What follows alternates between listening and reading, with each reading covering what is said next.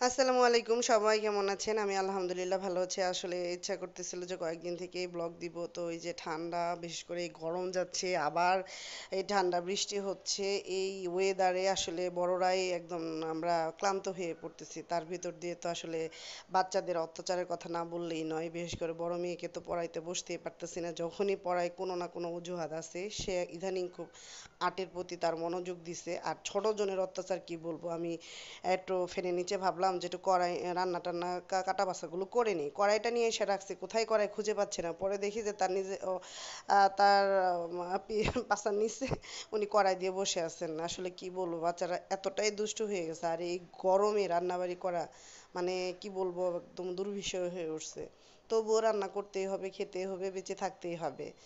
আর রান্না করার প্রত্যেকটা আমার কাছে মনে হইতেছে এই গরমে প্রত্যেকটা মা, চাচি, শাশুড়ি, সবার ভাই বোন যারা আছে, যারাই রান্না করি আমরা আমরা খুব ক্লান্ত হয়ে যাই।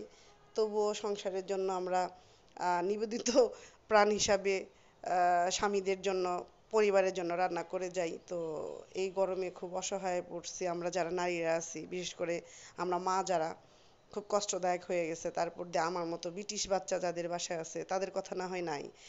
সকাল থেকে উঠে বিকাল পর্যন্ত কোনো সময় দম ফেলতে পারি না, মানে এক চলার উপরে থাকি। তারপরও দেখা গেছে যে সারা দিনে নিজেদের জন্য 5 মিনিট সময় বের করতে পারি না।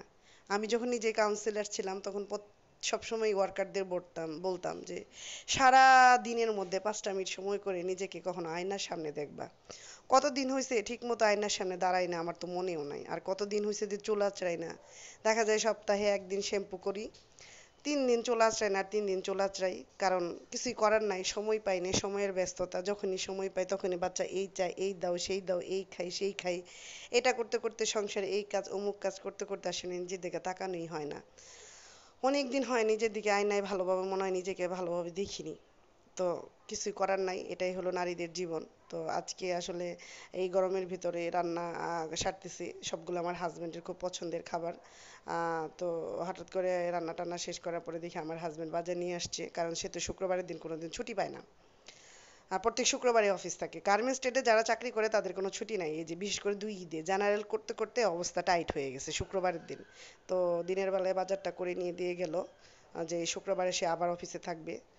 তো এই তো জীবন চলতেছে। তো সবাই ভালো থাকেন, সুস্থ থাকবেন, চ্যানেলটি সাবস্ক্রাইব করবেন, আমার ভিডিও বেশি বেশি করে দেখবেন। আর এই গরমে প্রচুর পরিমাণে পানি খাবেন। বাইরে যখন যাবেন ছাতা ব্যবহার করবেন। সবাই স্বাস্থ্য সচেতন থাকবেন। আল্লাহ হাফেজ।